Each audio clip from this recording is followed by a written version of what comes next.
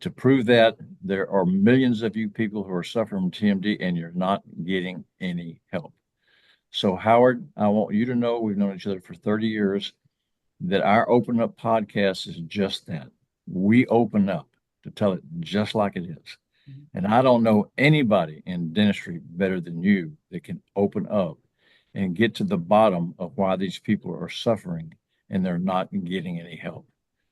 So, Howard, welcome to Open Up. Pam and I are very, very excited and very honored to have you aboard. Yes. Well, good morning, Mac. Good morning, Pamela. It's an honor to be on your program. I've loved your shows. Congratulations to everything you're doing, educating the public. I mean, there's 2 million dentists around the world, but we treat 8 billion people. And that's why I take dentists so serious, because every time you help a dentist, you're helping, about 6,000 other people, 2,000 to 1 in the richest 20 countries, probably 6,000 to 1 average for the globe. So I always think that every time you help a dentist, you're helping thousands of other people. It's such a great way to think about it. That's so true. So, I graduated from dental school in 1972. I didn't learn anything about TMD. I didn't learn anything about occlusion. Pam and I have talked about that, and basically the same thing. Her story is the same. And I know that I can't imagine being a teacher and having you as a student, to tell you the truth. Did you raise hell in dental school about the inadequacies of what they taught or didn't teach? Well, Remember, we're opening up. We're yeah, opening up. yeah, dental school. I mean, there's the old adage, those who can do, those who can't teach. There's so many, all those things like that. But, there were so many good teachers, and, the whole spectrum from good to bad. And my favorite teachers would always, you'd ask a question and they would loan you a supplemental book. I went to dental school, 83 to 87. And that was before the internet, and there was no websites, and books were expensive. And I used to love it when teachers would engage with you, would loan you their $100 textbooks or books or things to read. So I had the full spectrum of teachers and experience. But yeah, I do think TMJ obviously is a new frontier. I mean, obviously they knew the most about extractions because that'd been going on for 10,000 years, and they knew the most about dentures and partials. So all the old stuff, was really baked into the curriculum. But where you became an international expert is the new world. And so and you could always spot the new world because everybody agrees on about everything you can say about pulling a tooth. And you can't get two dentists to agree on anything in a TMJ. So it's the new world. And so I've and look at specialization. There's the ADA has 12 specialties. Do they have one for TMJ? Yes, they do now. And it all Well, that's started. different. It's not necessarily for TMJs, for pain You're management. right. You're right. I'm sorry. It's oral facial pain, which Correct. TMD is a subset of oral facial pain. But you mentioned something I wanted to pick on here. And that is, when somebody has a toothache, who do they look for? They look for a dentist. They don't go to an MD, they don't go to an ENT. Now they may go to the ER to get drugs, but if they have a toothache, they know that they have a toothache. They've known for 10,000, 20,000, 50,000 years. We don't know how long. They know that they have a toothache, and they know they need to go with somebody that has the ability to take that tooth out. TMD is a whole new ballgame, because it starts either a headache, or it might be an earache, it might be a neck ache, and have all kinds of symptoms.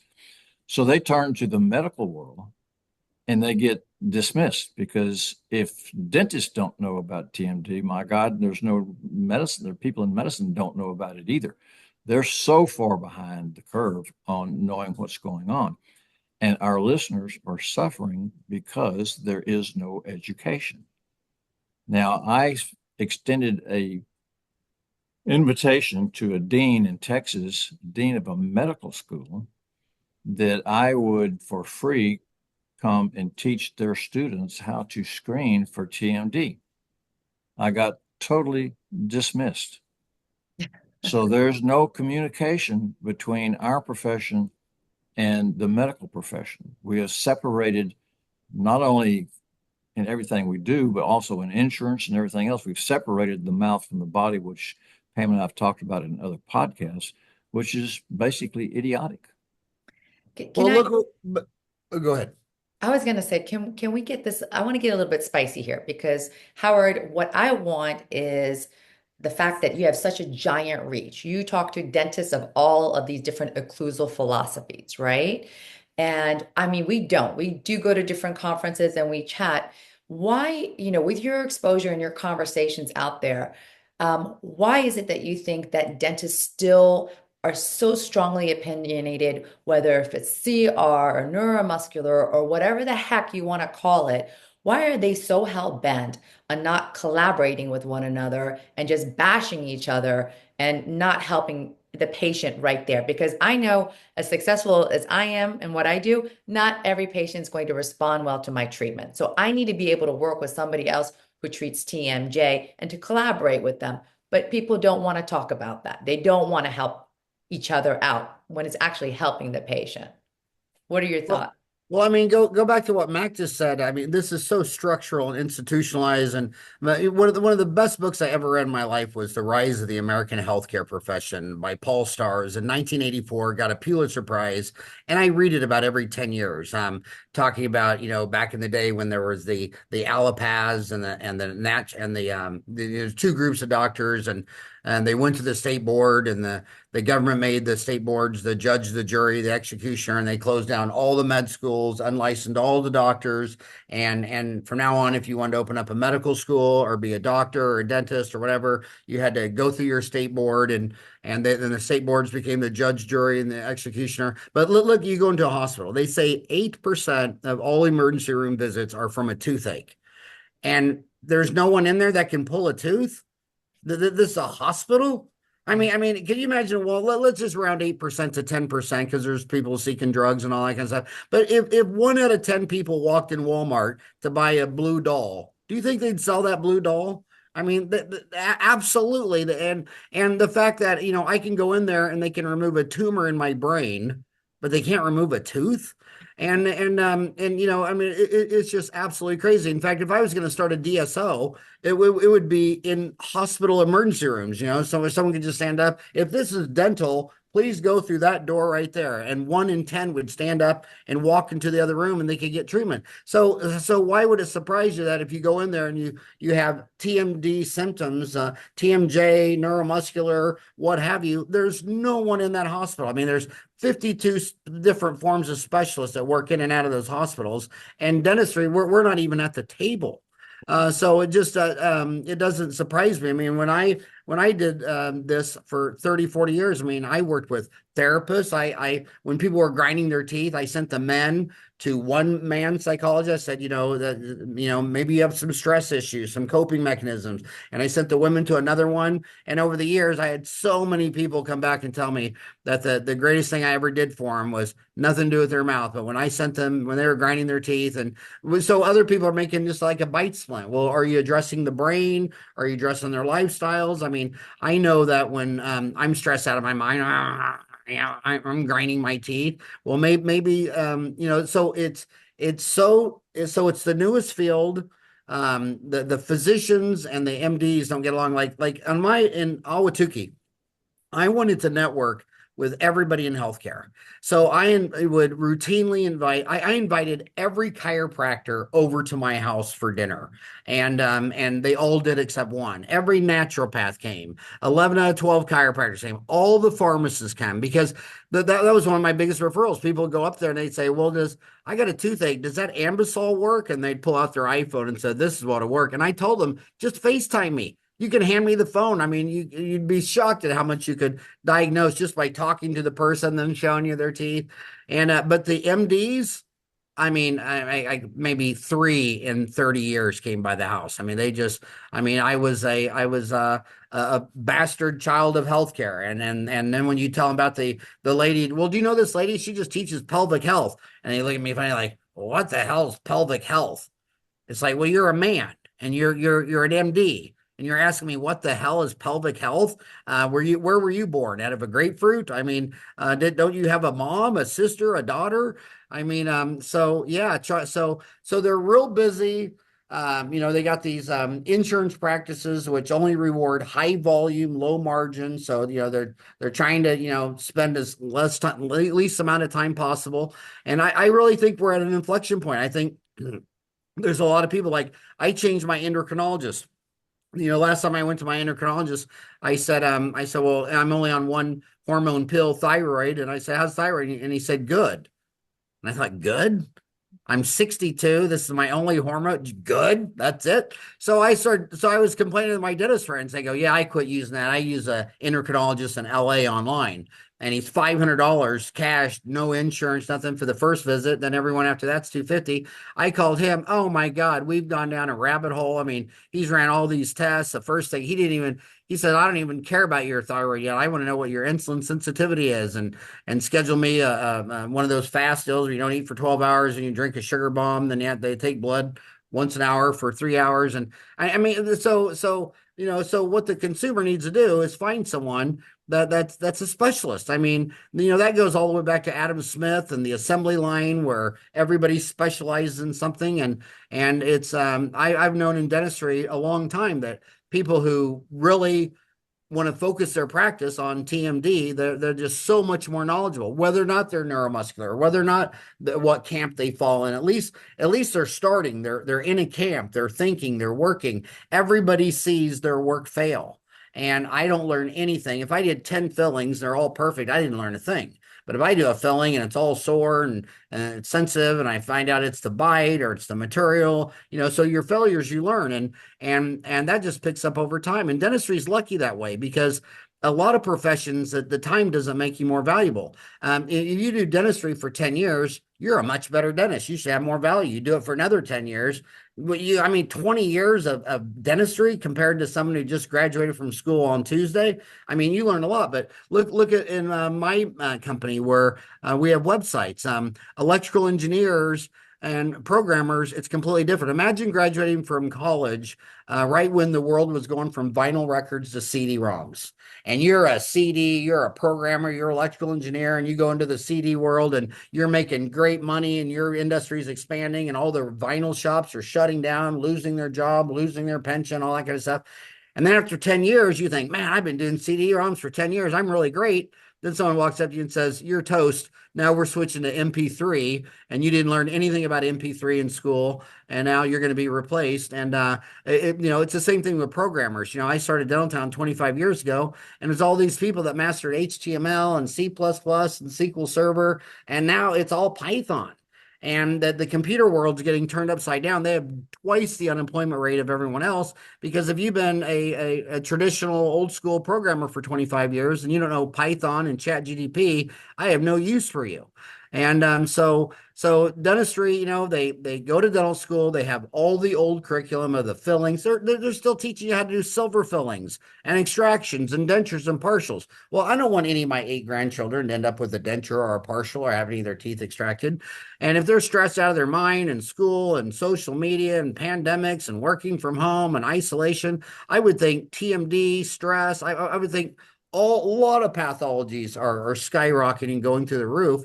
So it's about finding healthcare providers, and hopefully more of these TMD specialists will start adopting the online technology because you see it all over the world. If they can talk to someone on their FaceTime, oh my God, talk about access to care. Are you seeing much teledentistry coming into TMD?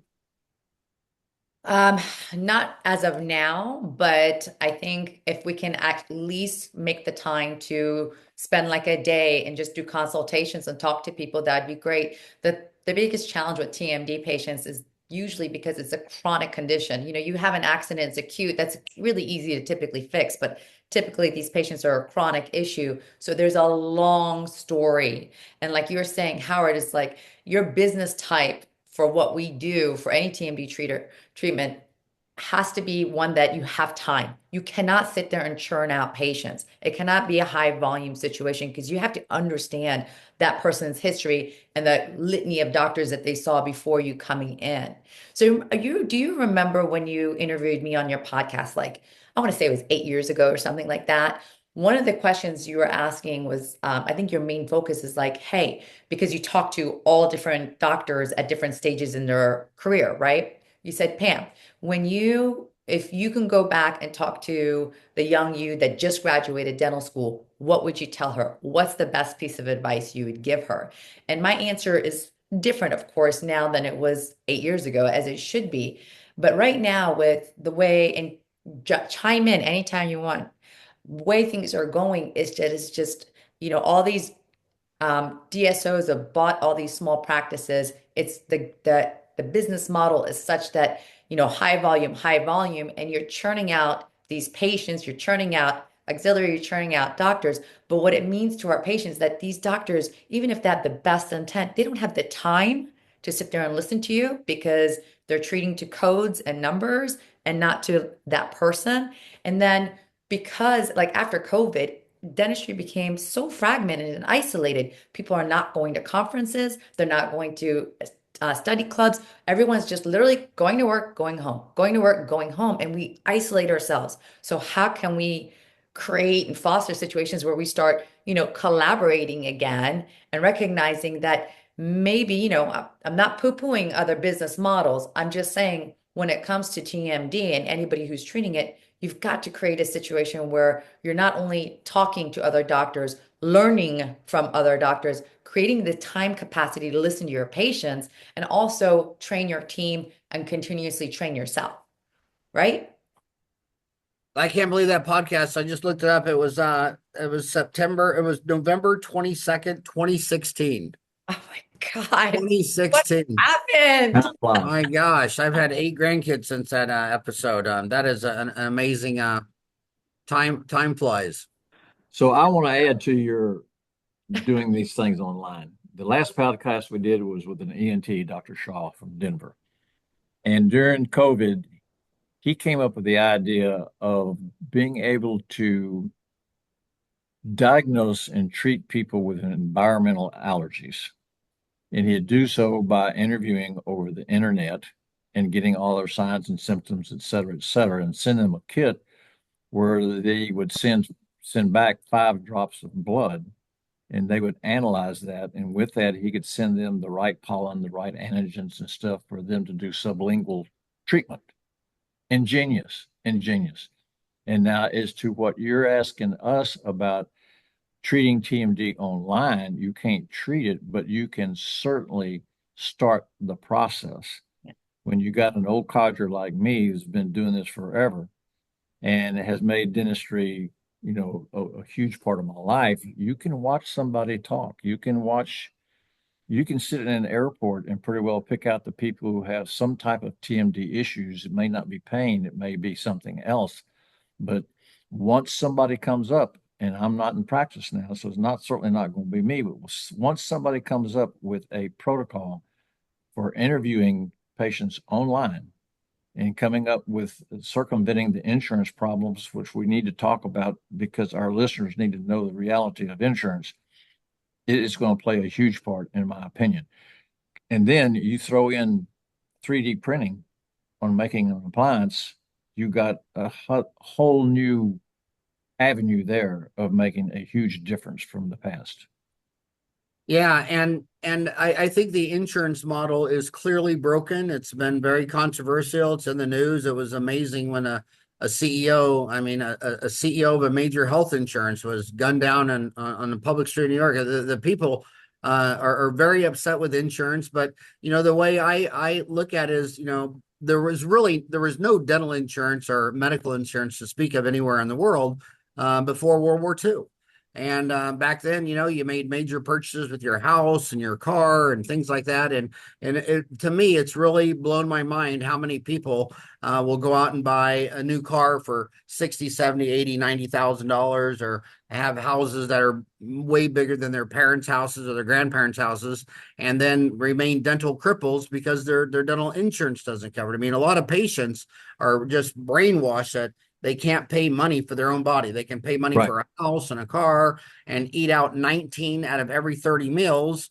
But then when someone says, well, if you use the best endocrinologist online, it's going to be on your Chase Visa card and Blue Cross and Blue Shield isn't going to cover it. He's not even going to bill it.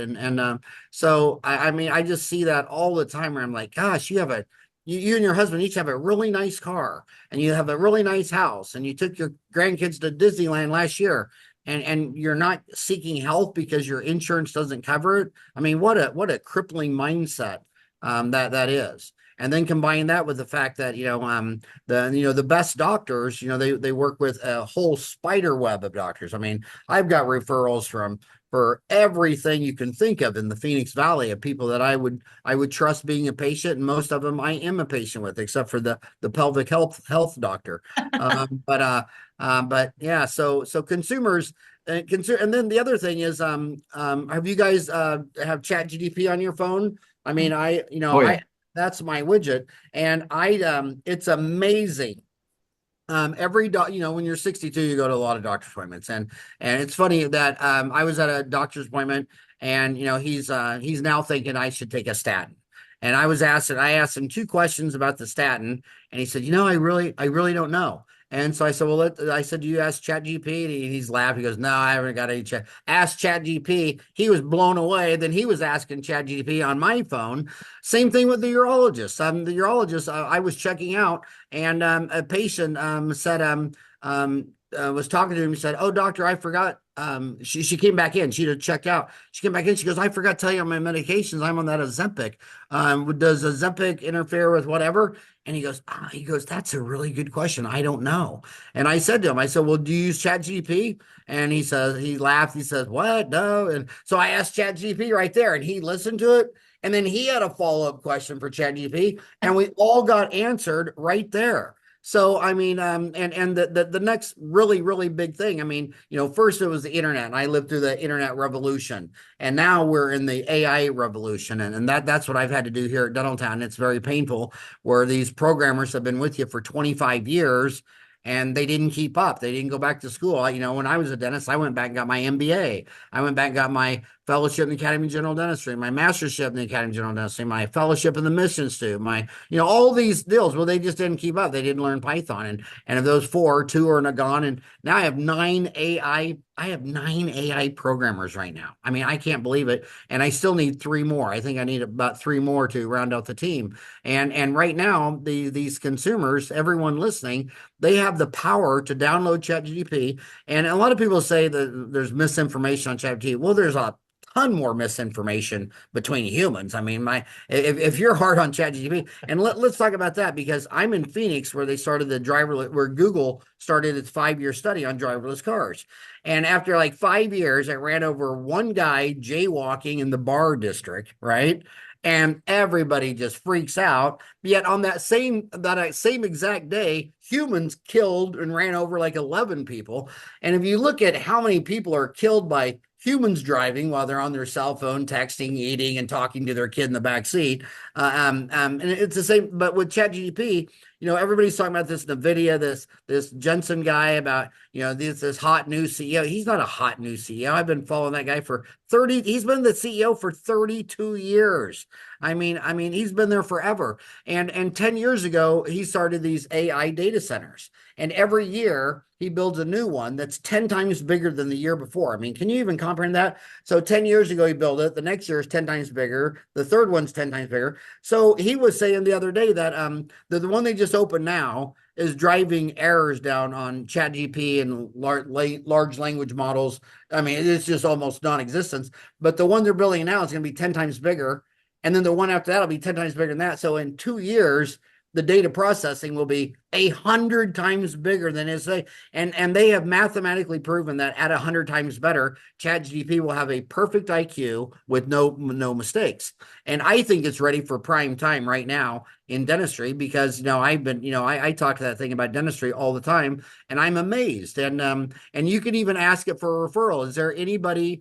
I live in Beeville, Texas. Is any dentist in Beeville, Texas, have a focus on TMD, or is real written on TMD? And it scans all available information. That'd be all their posts on social media, all their anything they've ever done. And even on like our podcast, they take that and they translate it for captations, and then they're machine learning your captation. So that hour-long video you did with me, I guarantee you Google has already translated that video to text for captions, and machine learning that. And there is just amazing good information. In fact, the only errors I've seen on it in the last like 3 months, I've caught a couple dental errors on one. On which crown was more abrasive, the porcelain or zirconium. I found an error there, but it was slight. But the biggest errors are in sports, where they'll say, no, there are no scheduled NFL games today. And I'm like, no, I just found it somewhere else. So the stuff coming out today is where they have errors, but stuff that came out a week ago or a year ago, they own all that information. So I would really think that every dentist, everyone in TMD, every patient should start, incentivizing yourself. You should worry more about yourself, your condition. Like if I'm on thyroid, you're not. This is my problem. I need to own it, and I need to quit going into a doctor's office is like this helpless person that's just at your mercy, and I know nothing. You have the availability. And on Dentaltown, there's a lot of threads about ChatGPT where there were, a friend of mine, Steven from Texas, he was at his doctor and he was saying something. He says, well, what about, I have this other symptom with my fourth index finger on my left hand. Is that related? And I said, I don't think that's related. So he pulled out his ChatGPT and asked ChatGPT, and it absolutely was related. It was actually a big clue to something. And so it just blows my mind how many healthcare professionals are not even using AI. In fact, Wall Street Journal did an article the other day that with everybody talking about AI for the last several years and everybody saying that it's this biggest hype stuff, that in fact, it was like 4.7, less than 5% of all the businesses in the United States surveyed even have an AI initiative going on. They're just clinging to the old way of doing everything. And it's just amazing. So just use artificial intelligence. Get religion on artificial intelligence. Don't have these biases. Everybody says it's going to take over the world and we're going to be, that's humans are crazy. They're drama queens. I wish AI was at a place right now where I worried it could take over Phoenix. You can barely get it to make a correct image, and they're worried that it's going to take over Phoenix. Okay, you can't make an image, but you can take over Phoenix. But yeah, I would adopt this AI. I would start telling it all the symptoms. Plus, it learns you. So maybe it's learning other things like, oh, you're also in the middle of a divorce and just lost your job, or you had a bicycle accident or a car accident, or you got in a fight, or it's just putting all this stuff together about you, and it's really becoming your personal assistant. And that's the next big thing. The next big thing now is coming out as agents, where in the old day I'd say, oh, I think I should go to Disneyland, and I'm gonna text all my kids and grandpa's treat, and I'm gonna get a big Airbnb house out by Disneyland, and so tell your agent, so why don't you find me an Airbnb on the beach within a couple miles of Disneyland and rent it. I want to go there next Friday after work, and I want to come home Monday morning, and you're done. And the next thing you know, it's and send a text to all four of my boys, see who wants to go, and then get enough tickets for Disneyland. And then it sends a text, it confirms who wants to go, it buys the tickets, it rents the Airbnb. It is your personal agent. And then when that software gets put into these robots that Elon Musk is making, we're at the dawn of a revolution, but it's coming sooner than you think. But right now, for TMD, start asking and telling ChatGPT all your symptoms and looking for a local provider in your area. And then, focus on yourself. Quit being a victim. Quit being the mercy. Well, I went to some dentist. They never asked me all these questions. I even when I was going in for my annual physicals last week, I asked ChatGPT, I'm a 62-year-old male. It knows me and it obviously knows who's talking and all that stuff. What would be good questions for me to ask about my health to my physician? And it gave me like 10 questions. So I think this AI revolution is just getting started. So Howard, I've been using ChatGPT as soon as it was available in the market, and it's incredible. And now it has told me some information was not correct, and I immediately responded and said, that's not correct. And it corrected itself. And it does remember you. So for our listeners, what you're saying, if I can summarize this, is for them to sit with get used to Chat GPT, let Chat GPT get to know you. It can tell you things. If you want it scientifically, it'll tell you that, or if you want it in layman's terms, it'll tell you that. So you have to tell Chat GPT who you are and what you are and what you want. And if you keep talking about the symptoms and keep adding to it, it's going to come back with advice. Now, so the question is, in the old format, you had SEO search engines, you had this, and you had to get a web designer to put all the keywords in there for a patient to find you for what they're looking for. This is a whole new way of finding somebody. Is that correct? Yes, and and that Google, Chat GP, all those large language models, all that stuff was invented by Google, and it never got to main time because they were afraid it was going to compete with their search engine. And then so Chat GP went out and they got partnered with Microsoft, and now on Google, they have their AI, the Gemini. And website hits are down 2/3. You've lost 2/3 of all the internet traffic to your websites, dental websites, because now when you do a search, Google answers the question with its AI right there at the top, and people read that, and 2 out of 3 people got their answer and are not clicking a web link to anybody. So it's a real. So now what you have to do is you have to write to where when you ask ChatGPT or you ask Google, you're listed as one of those sources. That is the holy grail of marketing now. That when someone asks, say you're a TMD dentist, that when they ask a TMD questions, that your website is linked as one of the sources, and that's where you get heavy click. But and then the other thing is, I asked, I had a dental office in Phoenix, Arizona since 1987. And I asked it when ChatGPT, the first thing I asked it was, I said, I live in the zip code 85044 in Ahwatukee, Arizona. I need find a nice family dentist. Who do you recommend? And it listed 3 dental offices and not mine. And that started a journey. I was asking everybody in marketing, well, why did it not ask mine? And it took me a year to figure out the answer. And the answer was latency.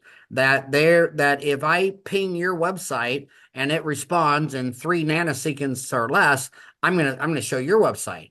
But if you're pinging mine and it took 3 seconds to 5 seconds, I mean it's dead. And it's like, well, why is that? Well, is that your server? Is your router? Well, if you move your website and you host it on a cloud server like Microsoft's Azure, or I'm using Amazon Web Services, AWS. That's what, to tell you how powerful they are. There's Instagram. So Meta, Mark Zuckerberg, his dad, Ed Zuckerberg, is a dentist, and I know his dad. I podcast his dad, and you know how much resources Facebook has. Facebook doesn't even have Instagram on their own servers. They say we cannot compete with Amazon. I mean, Jeff Bezos has these data centers all around the world. So I'm in the process now of moving Dentaltown to AWS, and my dental office website. It's not going to show up on ChatGPT because of latency. So they're not even going to get to my information or my articles or anything I've written. It comes down to speed. So everybody needs to have an AI programmer friend in their backyard. And by the way, MIT, they decided that their biggest gift to humanity, instead of graduating a few thousand graduates every year, is to put all their courses online for free. And they have an AI program where I know people, they have an AI school. It's like a 6-week program. And when you graduate, you get a certificate. And they're landing AI jobs for $85,000 a year just from a 6-week certificate from Amazon. But it's going to work out for the employer because they're motivated. They took the course.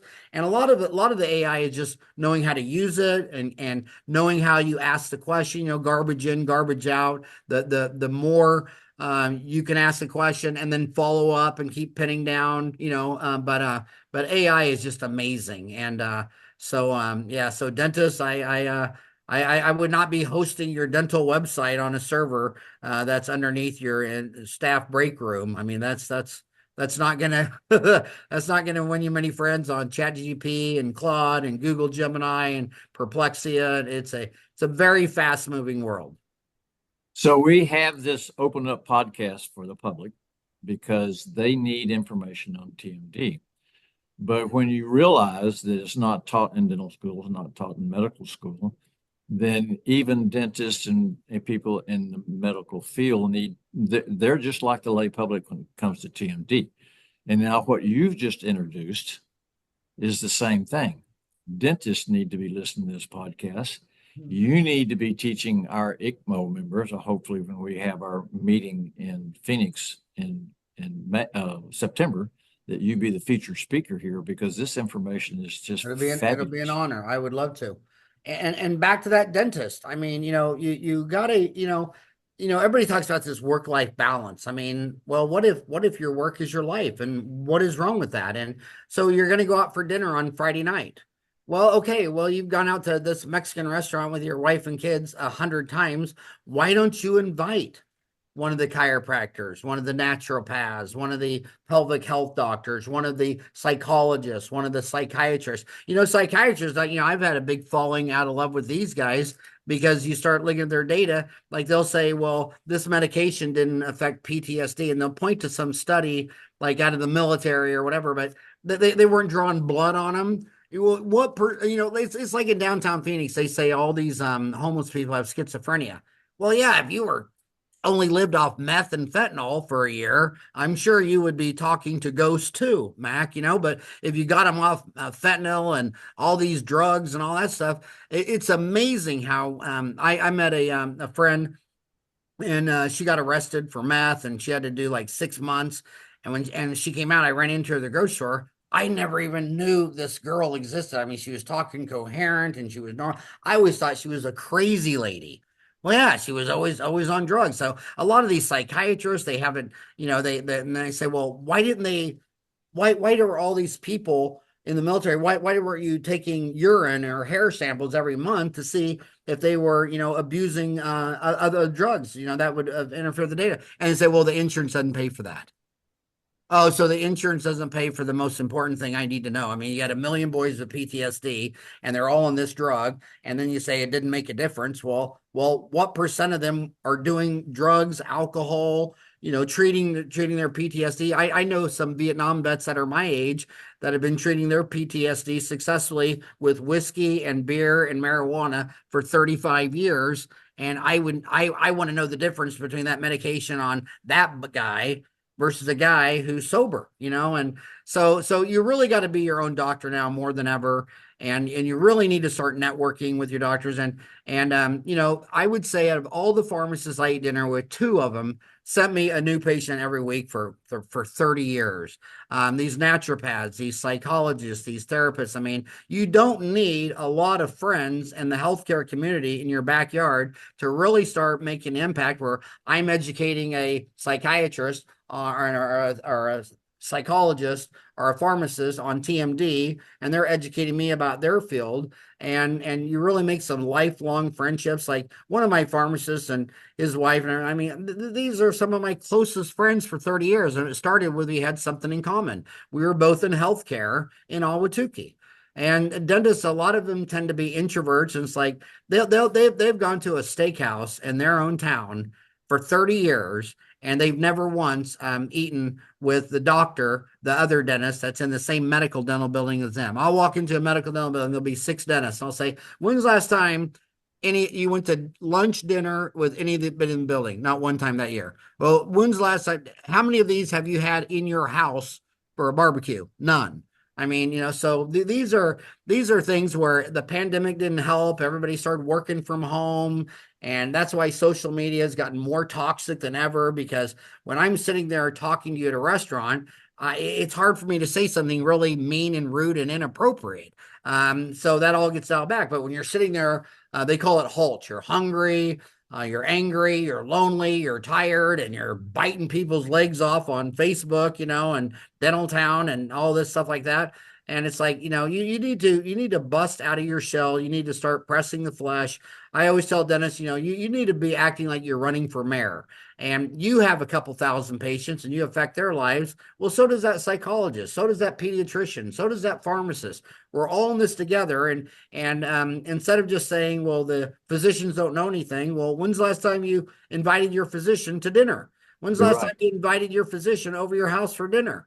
And the three that I got to my house, I mean, that was a big change in our relationship. Instead of being this doctor here, same thing with the emergency rooms. I mean, sometimes, I'd be out for lunch and I'd be coming back and I'd be coming 15 minutes early, and I just thought, man, I'm just going to whip in the where the ambulances go and park there and run in there and just see if I can press the flesh with the emergency room doctor and just say, just want to remind you, I'm Howard Farran. I'm right up the street. If they got a dental problem, what dental problems are you seeing? And then that's a good time to say, now, are you ever seeing people with like headaches, grinding their teeth, what have you? And there's your TMJ. And then say, well, I got to go back to work. Hey, you want to come over to my house Friday for a barbecue? And then you pull out your card. Most dentists I talk to, I say, give me your card. They don't even have one. Well, now with your iPhone, you can just touch the end of your iPhone to the end of your iPhone. And do you know that, Ryan? Yeah. And it switches the contact. So the same thing. The patient's got to start taking care of themselves. They got to start owning their body. They got to quit going out every Sunday morning and spending an hour washing their car, and then they don't want to spend an hour trying to figure out why they have a pain in their lower left abdomen. And their diet, they're still all eating out of a box. I mean, that's been a big thing for me. Like, if it has a barcode on it, I don't want to eat it. I'm trying to eat food that doesn't have a barcode on it. And there's all these chemicals and who knows how all those chemicals are related. I mean, how do we know diet doesn't affect TMD, your headaches, your moods? It was just 2 years ago they found out that the same bacteria in your gut microbiome are passing the blood-brain barrier and are in your brain. We did not know that 2 years ago. And just like they discovered when I was in dental school, they said that Streptococcus mutans cause decay. That inside a cavity, every 3 months, they discover another species of bacteria. Rella Christian is up in Provo, and she's a microbiologist and a hygienist. She just can't believe it. She goes, every 3 months they find a completely new species, and the species in the bacteria in the first millimeter are completely different than the species 4 millimeters down. So, man, the world is moving fast. The information is flowing fast. The patient's got to take ownership. Dentistry got separated from medicine 100 years ago because their patients need to lay down in a bed and ours need to sit up in a chair. Something as crazy as that. I mean, it was just simply that. I mean, that's all it was. And we got separated. It's kind of like when a big portion of the human race crossed over the Bering Strait. We're living in North America. 10,000 years to 30,000 years separated from the rest of the herd in the Eastern Conference. And it wasn't until Christopher Columbus sailed across that the herd wasn't even reunited. And think of all the problems that caused of reuniting two major herds after they've been separated for 10,000, 15,000, 30,000 years. Well, dentists and physicians, that herd has been separated for 100 years. And it's got to get back together, and you can't control. Like, I don't get interested in politics because, my gosh, both parties have let me down so much in the last 40 years. I always say the two-party systems in America, one robbed the bank and one drove the getaway car. I don't have time to worry about that, and it's too toxic to listen to podcasts on American politics or the Russian war in Ukraine or what she's doing with Taiwan and the big stock market bubble we live. I mean, if I listen to that all day long, I'd be grinding my teeth. I'd probably be pulling out my own teeth. But you just focus on your own game. And the herd of dentists and physicians got separated a century ago. Well, when's the last time you asked the one animal doctor in your backyard to come to your house to share a meal? I mean, it's just, humans are just that simple. And the more they get out there and run for mayor, the more they're going to educate the physicians and the pharmacists and by the way, the chiropractors, when you ask a chiropractor or a naturopath, they're so honored that someone even acknowledges them. They're like, really? You think I deserve to be at the same table as a dentist? Wow. The physicians are the opposite. They're at the top of the food chain. They're allopaths. They're like, I don't have time for that. But you can you can change that. I mean, what physician doesn't want to go have a free steak dinner, my treat, on Friday night at his favorite restaurant in Ahwatukee? I mean, yeah, let's go to CJ's and shoot some pool and have a beer and eat some dinner, my treat. And then these discussions come up, and then who benefits? Well, if I got a couple thousand patients and she's got a couple thousand patients, we all get smarter. And then Okay, for between dentists, so we have herds in dentistry and TMD, just to make it simple. You've got your different camps. You got Pankey, Dawson, Coyce. You got neuromuscular. You've got, these different camps. And my idea is to start this is to get those different camps to get together and at least find where we have a commonality that we can agree upon. To at least start some kind of movement where the herds do merge for the benefit of the public. And if we don't do that, I think it's idiotic. But do you think the egos and the hubris is going to allow that to happen? Well, continuing education, your state board wants you to take it, every year. In Arizona, every 3 years, you got to prove that you had an amount of hours. I think it's 15 hours a year for 3 years. But what I did is, I would find myself, I would go, I started off at Pankey and I went to that and I believed it all hook, line, and sinker. And then I went to LVI and went to that and then scratched my head like, oh my God, you're disagreeing with this and that. But it's a daily deal. If I wanted to really know a lot about TMD, I would go to all the camps over the years. It was the same with implants. I mean, I started off with Carl Misch. I mean, I literally thought he walked on water. I still do actually. But then you would listen to other ones from Europe and around the world. And I remember when the Europeans were going with short and fat, and I thought, well, I'm short and fat. I should get behind these short fat implants. And the Americans are all about how long it got. And could they get 14 or 15 or 16 millimeters? And it turned out the short and fat ones were actually just as good. So I would just keep learning. And now with online CE, I mean, it used to be like, oh, really? I got to go to the Chicago Midwinter and it's in February and it's freezing and airline tickets and all that stuff. Man, it is so easy to watch an hour online CE course. YouTube. It is amazing. I know a dentist that's a really successful implantologist around here. And he started, he got out of dental school. He didn't have money and he was married and already had a couple kids. And so he just come home every night and he'd put the kids to bed at 8:30. And then he'd spend 1 hour on YouTube, just giggle dental implant surgery. And he just started watching YouTube videos. And you could do that with TMD. I mean, it's amazing how much you could just learn off YouTube. And then the online CE and then networking and pressing the flesh and running Tamara. You need to start going, if I'm a big Pankey dentist and I don't like the guy across the street because he's a big LVI Bill Dickerson disciple, or this one's Coyce or this one's Spirit. My God, you're dentists. You live in the same town. What a perfect relationship. Let's all go to dinner. Let's come to my house. And I think that when they're sitting in different offices, giving second opinions, it's easy for them to trash the last dentist. But it's really hard to trash the last dentist if it's you. If you're both having a cheeseburger at a bar watching the football game, talking about the difference between LVI, Pankey, Coyce, Spear. And so again, I'm a big people person, and I know you are too. I mean, I've watched you for 30 years. You're as people person as they can get. I would love to have your people skills, and especially in boot camp days, Walter Haley. I mean, you're amazing. You had an amazing impact on my life. You taught me so much. That's why when you asked me to be on the show, it's like, I'm not going to talk about TMD. You're my teacher. I mean, yeah, I should be sitting here listening to you, taking notes. So Pam, I mean, and you have focused on this. I never focused my practice on this. I mean, you've been specializing in this for decades. I mean, 10 years ago, you knew 10 times more about that than me. So I imagine that's been tenfold too. So now you're probably at 100 times more knowledge than me. And that's how healthcare works.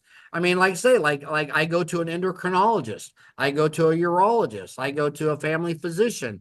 I went when I turned 60, I went to have a heart guy check out my heart. Lungs, I went and had the CT scan of the lungs and the heart, the calcium deal, and everybody's telling me something different. And then I take that and and you get second opinions on Chat GDP and you tell your doctors, you communicate. Well, he wanted to put me on a stat, and I said, well, these are my concerns. And ChatGPT answered them and concerns, and when it was all over, I decided, yeah, I think I will benefit from these stats because you're the top two things you're going to die of is you're going to drop dead of a heart attack or you're going to have cancer, and so It's really, I think it's really exciting. You know, Howard, I think I know my favorite thing about your Dentaltown platform is the fact it is an open discussion and you have people that are always bringing something to the table and not everybody agrees. And I love the discussions that it brings up. That is beautiful. And to our listeners, what I think they should get the most out of what you're saying, aside from using artificial intelligence to help seek out what your needs are. I think it's genius. I don't talk to my patients about that, but I will adopt that for sure. But it's the fact that if you have a dentist that you go to for a consultation and they sit there and bash the other doctors before you, I'd be very cautious. To me, that's a red flag. You know, that tells you that this person is not doing what you're saying, Howard, which I totally agree. Get out there, press the flesh, talk, because that's how we all get to learn from one another. Even if, for the dentists that are listening, I can't tell you how many doors are shut in my face. They don't want to talk. They don't have the time, they're not interested. But so what? As a clinician, you don't just stop. You just keep going at it. Be that squeaky wheel, get those connections so that you can collaborate. Because when what doesn't work for me, again, I know who to refer to. And like you also said, Howard, it's usually a multifaceted issue. It's not just a joint. What if they're going through a nasty divorce with just spiraled situations, like an underlying condition out of control? There's other things that need to be at play and integrated into the treatment and the conversation, right? Absolutely. And like Motri said, if you can't feed all the world's hungry, we'll just feed one. If you can't change all the physicians' attitudes, we'll just change one. Mhm. And the same thing with the patient. They need to own their body and they need to treat their body like they do their car and their house. And if they knew how many of their conditions were from the money they spent eating 19 out of 30 meals out, where they don't even know what they're eating, and then when they're at home, they eat out of a box and a can, and we're just learning the microbiology and we're just learning the stress in the brain. And there's so many facets of that. And it's a full-time job just for me to try to make myself a better version of myself today than I was just yesterday. And Right. I know the errors when I'm doing. I know the errors every time I walk into Chase Bank. Why do I get a sucker out of that jar? I mean, well, really? I mean, maybe I should change banks just to a bank that doesn't have suckers. Maybe if I switch to Wells Fargo or someone else, maybe. But yeah, just try to work on being a better version of yourself. And yeah, Well, Howard, I have to say this is that you have given dentists the ability to do that through Dentaltown. And you should, I respect you tremendously for being able to do that. One of my biggest frustrations in life, and the reason I'm writing the books and I'm doing what I'm doing, is I wish every dentist saw the light as I did as a younger man and saw how the dental profession can be fantastic if you become professional. And becoming professional is taking care of your patients and staying at the very top of your game in dentistry. And I know it's got to be frustrating for you to see that a lot of these dentists they just don't do it. They think they need to be playing golf and they need to be doing all of this instead of taking care of themselves and taking care of the profession and the family. Walter Haley did say one time, "You dentists worry so damn much about profession. Let me tell you what professional is. It's taking care of that patient. If you take care of that patient, the professional will take care of itself." Mhm. And he was right. So I learned a lot at dental boot camp and got to meet a lot of people like you and Mish, and it was a wonderful experience. So, and I'm going to be ending the ICMO course in Phoenix in May too, with some of that boot camp information. I'd love to see your staff there. well, I would love to. I would love to open for you, like you invited me to open for you. And I guess that's when I'll see you next. Well, Absolutely. it has been a pleasure, Pam. Yes. You're the one that needs to with you're the one to end this. So what do Oh you have to boy. say, dear? Well, I can't, Howard, your energy is just unbelievable, man. It's like I'm just sitting here sweating listening to you. But so many take homes for all of our patients and also doctors that listen to us. Please, I think the AI concept is great. God, I wish all of us professionals would have an open mind, an open door policy with one another. As the world has reopened, we need to get back, use AI to know how to target and learn quickly, but don't forget to meet in person, collaborate, have those conversations knee to knee, person to person. But Howard, thank you so much for taking the time and chatting with us today. This was a lot of fun, and I think great content for not just the patients that suffer, but from doctors that are listening. I hope they really heard you today. Thank you. Well, Pam and Mac, it was an honor to be invited onto your podcast, and thank you both for all that both of you have done for dentistry. Thank you. You guys have truly made dentistry a better profession. Doing our best.